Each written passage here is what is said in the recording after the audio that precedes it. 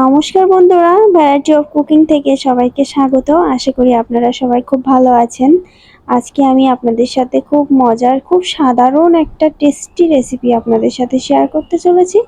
এই মাছটা দেখতে পাচ্ছেন, এটা হচ্ছে টাটকানি মাছ। এই মাছটা যারা খেয়েছেন তারাই জানে আসলে কতটা সুস্বাদু।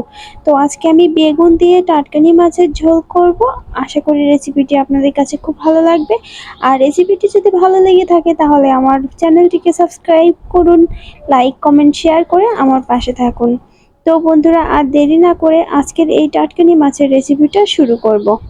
তো আমি এখানে টাটকানি মাছ নিয়ে নিয়েছি। দেখুন, একটু ছোট সাইজের মাছগুলো, তবে খেতে দুর্দান্ত ছিল।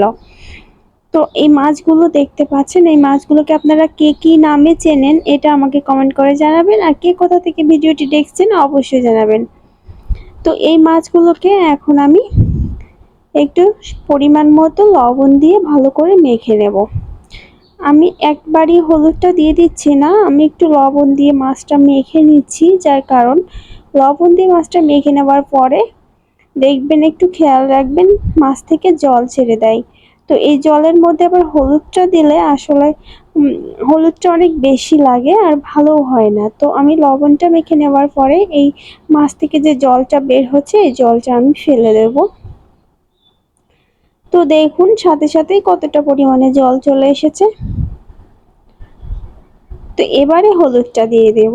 এবারে দেখুন, মাছগুলো কিন্তু শুকনো শুকনো আছে। এখনো হলুদটা দিয়ে ভালো করে মেখে নেব। আমার মতো কে কে এরকম লবণ দিয়ে মাছ মেখে জলটা ফেলে দিয়ে তারপরে হলুদ দেন, এটা অবশ্যই কমেন্ট করে জানাবেন বন্ধুরা।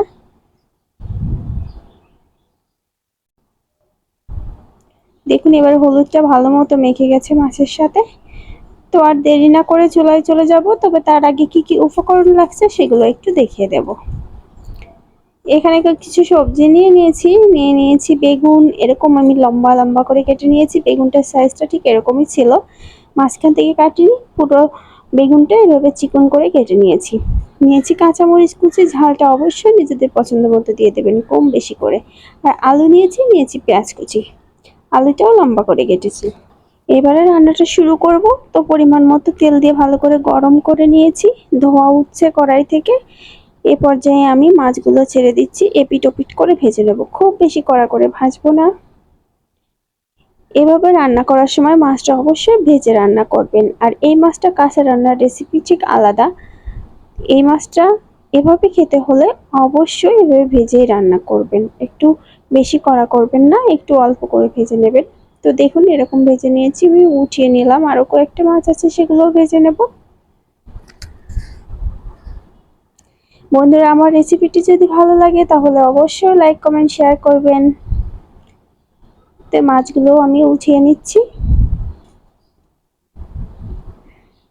এবারে এই তেলে বাকি রান্নাটা করব। আমার আরো একটু তেল লাগবে, আমি দিয়ে নিয়েছি।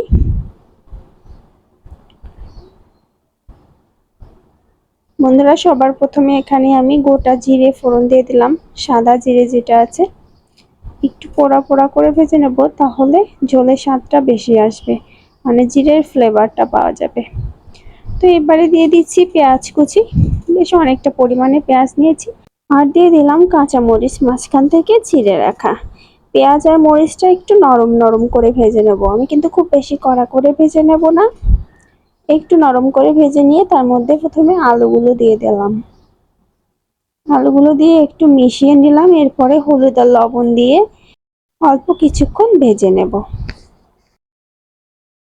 আলু বেগুনটা একসাথে না নিয়ে, আলুটা আগে ভেজে নিয়ে একটু কিছুক্ষণ ভেজে নিয়ে তারপরে বেগুনটা আমি দিয়ে দিচ্ছি।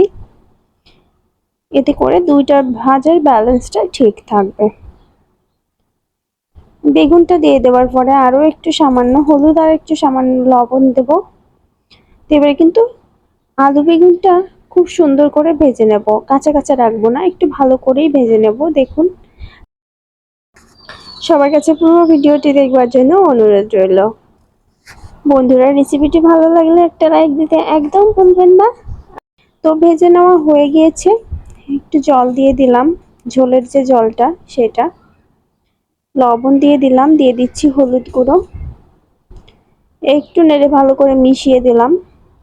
তো বন্ধুরা, আমার ঝোলটা কিন্তু ফুটে উঠেছে দেখুন। আর এই রান্নায় কখনোই ঢাকা দেবেন না, তাহলে ঝোলের কালারটা নষ্ট হয়ে যাবে, ঢাকারও প্রয়োজন নেই। পেঁয়াজগুলো উপরে ভেসে উঠেছে দেখুন, দেখতে কত সুন্দর লাগছে। এই রেসিপিটা এভাবে ঠিক আমার রেসিপি ফলো করে বাড়িতে তৈরি করবেন, আশা করি অনেক অনেক ভালো লাগবে খেতে। তো এবারে কিন্তু 4-5 মিনিট জাল করার পরে আমি ভেজে রাখা মাছগুলো দিয়ে দিলাম। মানে আলু বেগুনটা প্রায় সিদ্ধ হয়ে গিয়েছে, সেই মুহূর্তে মাছগুলো দিয়ে দিলাম, এর আগে থেকে দেবেন না বা পরেও না, যেহেতু মাছটা ভেজে নিয়েছি তাই এই টাইমটাতেই মাছগুলো দিতে হবে। চেষ্টা করবেন এই রেসিপিতে মাছগুলো ভেজে দেওয়ার জন্য, তাহলে ঝোলের স্বাদটা ভালো আসবে। আর পুরো রান্নাটা আমি করে ফেলছি মিডিয়াম আছে। আরো কিছুক্ষণ পর দেখুন ঝোলটা অনেকটাই কমে এসেছে, কালারটাও চেঞ্জ হয়ে গিয়েছে। তো বন্ধুরা, এবারে আমি এখানে দিয়ে দিয়েছি ভাজা জিরে গুঁড়ো। এই জিরে গুঁড়োটা আমি ঘরে তৈরি করে নিয়েছি, এটা কোনো প্যাকেটের গুঁড়ো মশলা নয়। ভাজা জিরে গুঁড়োটা দিয়ে দিলাম, একটু খুন্তি দিয়ে নেড়ে মিশিয়ে দিচ্ছি। এই জিরে গুঁড়োটা দিলে অনেক স্বাদ বেড়ে যায়। আর বন্ধুরা, যারা পেঁয়াজ খেতে পারেন না বা খান না তাদেরকে বলবো এখান থেকে পেঁয়াজটা স্কিপ করে দেবেন, আর রেসিপিটি সেম রাখবেন।